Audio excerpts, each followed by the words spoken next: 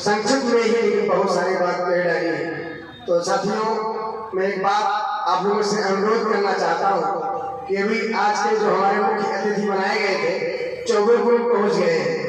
आप लोगों से विनम्र अनुरोध है, करबद्ध अनुरोध है, आप लोग थोड़ी देर और धैर्य के साथ बैठे रहिए। और चूंकि आप पंजाब प्रांत से आए रहे हैं, इसलिए आप लोग उनका सम्मान के रूप में कुछ देर और बैठे रहिए। तब तक मैं आमंत्रित करता हूँ हमारे विभाग में राजनीति शास्त्र प्रवक्ता जय हिंद यादव जी को। आप भी संक्षिप्त अपनी बात रखें। जय हिंद यादव जी।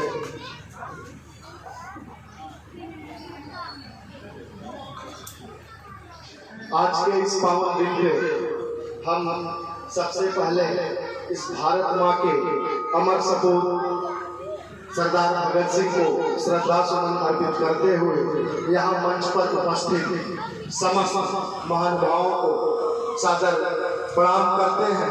सामने बैठे हुए हमारे बुजुर्ग, हमारे सहपाठी, हमारे नौजवान, सबको हम बहुत बहुत प्रणाम करते हैं। आज का यह दिन बहुत ही गौरवशाली दिन है। आज ही के दिन सरदार भगत सिंह जी का जन्म हुआ था और उनके जन्म से हम लोगों को ये प्रेरणा लेनी चाहिए कि सरदार भगत सिंह ने देश की आजादी के लिए अपने प्राणों की आहुति हंसते हंसते दे दिया था। हमारा देश 1192 में तराइन की दूसरी लड़ाई में अंतिम हिंदू नरेश पृथ्वीराज चौहान की पराजय के बाद गुलाम हुआ था। तब से लेकर के आज तक हमने भारत के इतिहास में जो भी खोया उसका हमें लेखा जोखा करना चाहिए।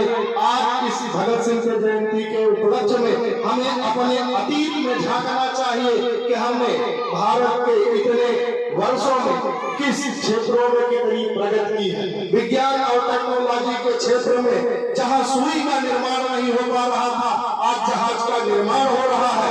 लेकिन हमारे वो आदर्श, हमारी नैतिकता,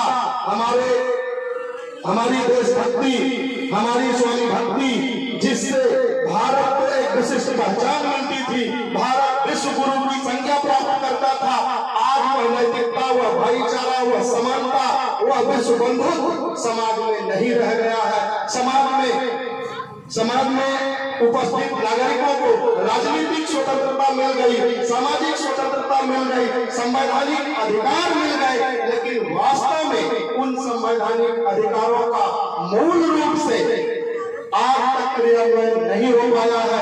ये मनवादी विचारधारा के लोग आज भी हमारे समाज के ऊपर हावी हैं, हमारे समाज के अधिकारों को छीनने का काम करते हैं, हमारे समाज के लोगों को उपेक्षित करने का काम करते हैं। हमारा समाज इसके लिए खुद जिम्मेदार है। हमें भारतीय संविधान के माध्यम से जो राजनीतिक अधिकार मिले हैं, हम उन राजनीतिक अधिकारों के माध्यम से अपना और अपने समाज का भविष्य संवार सकते हैं, बना सकते हैं और उस भविष्य के द्वारा हम अपने उत्कर्ष को प्राप्त कर सकते हैं। लेकिन हम सभी उन्हीं कुंठित मानसिकताओं से घिरे हुए हैं, उन्हीं बहकावे में पड़े हुए हैं, देवी देवताओं के चक्कर में पड़े हुए हैं।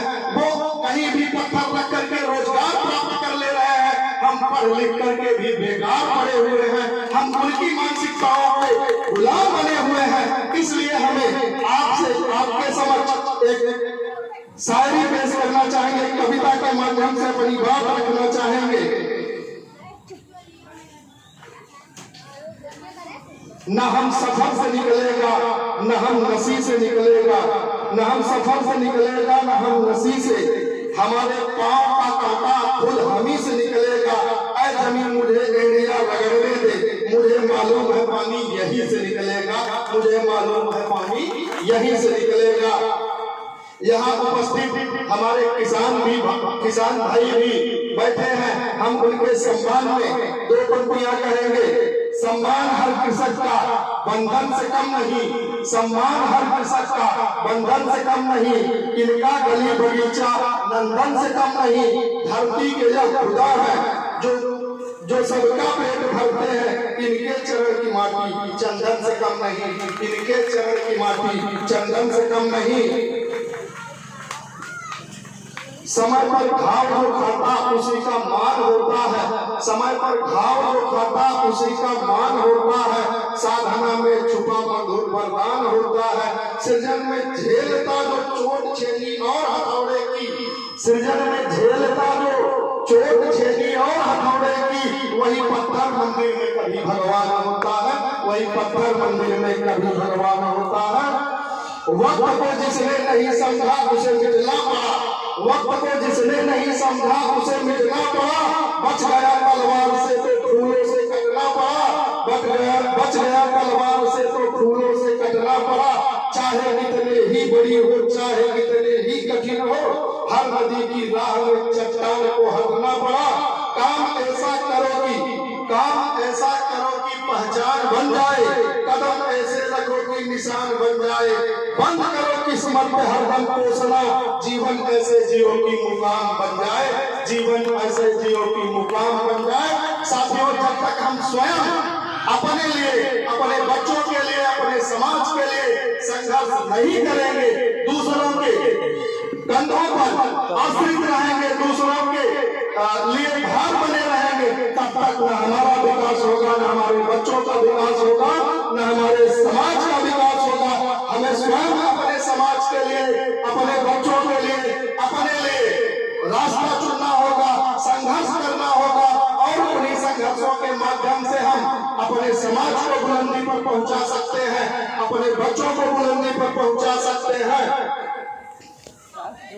स्वर्ग बदले जिंदगी का बांसुरी बनना पड़ा, स्वर्ग बदले जिंदगी का बांसुरी बनना पड़ा, स्वयं से ही स्वयं को अजनबी बनना पड़ा। इस नदी के लोग शोषण से बचे इसलिए एक देवता को आदमी बनना पड़ा। गमों की आंख में आंसू उबाल कर देखो, गमों की आंख में आंसू उबाल कर देखो, जमेगा रंग किसी पर भी डाल के देखो, तुम्हारे दिल की वेदना भी जरूर कम होगी, किसी के पांव के कांटे निकाल कर देखो, किसी के पांव के कांटे निकाल कर देखो। जब तक हम अपने समाज के, अपने लोगों के दुख दर्द में सम्मिलित नहीं होंगे, सिर्फ ये समझते रहेंगे कि हम सुखी हैं, जग सुखी है, तब तक न हमारा समाज आगे होगा, न हम आगे होंगे। जब तक हम संगठित नहीं होंगे, संघर्षशील नहीं होंगे, तब तक हम कभी भी किसी भी समाज के लिए आदर्श नहीं बन सकते। सरदार भगत सिंह ने देश के लिए कुर्बानी दी, उनका सपना था कि हमारा समाज संगठित होगा, हमारे समाज में एकता होगी और हमारे समाज के लोग एक होंगे, हमारा समाज खुशहाल होगा। उनका स्वप्न ये नहीं था कि हमारे जाने के बाद, देश आजाद हो जाने के बाद हमारे देश में जातिवाद, भाषावाद, संप्रदायवाद, क्षेत्रवाद फैलाया जाएगा। अर्थात यदि हमारे भारत के क्रांतिकारियों को ये पता होता कि देश में जातिवाद, संप्रदायवाद, भाषावाद और क्षेत्रवाद के विष बोए जाएंगे, तो हम निश्चित रूप से कहना चाहेंगे कि कोई भी क्रांतिकारी अपना बलिदान नहीं देता। उनका स्वप्न था कि एक अखंड भारत का निर्माण होगा, न कोई छोटा होगा, न कोई बड़ा होगा, न कोई ऊंच होगा, न कोई नीच होगा, अर्थात समतामूलक समाज की स्थापना करेंगे। अभी हम लोगों के बीच पंजाब प्रांत के विशेष सचिव आदरणीय कृपा शंकर सरोवर जी आ गए हैं। उनका इस मंच के माध्यम से हम कोट बंधन का अभिनंदन स्वागत करते हैं।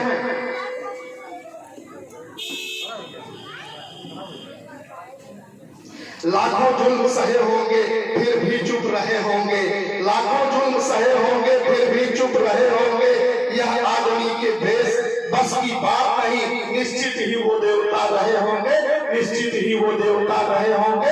हम इन्हीं सब बातों के साथ अपनी वाणी को विराम देते हैं। जय हिंद, जय भारत। बहुत बहुत धन्यवाद। जय हिंद जी। आपको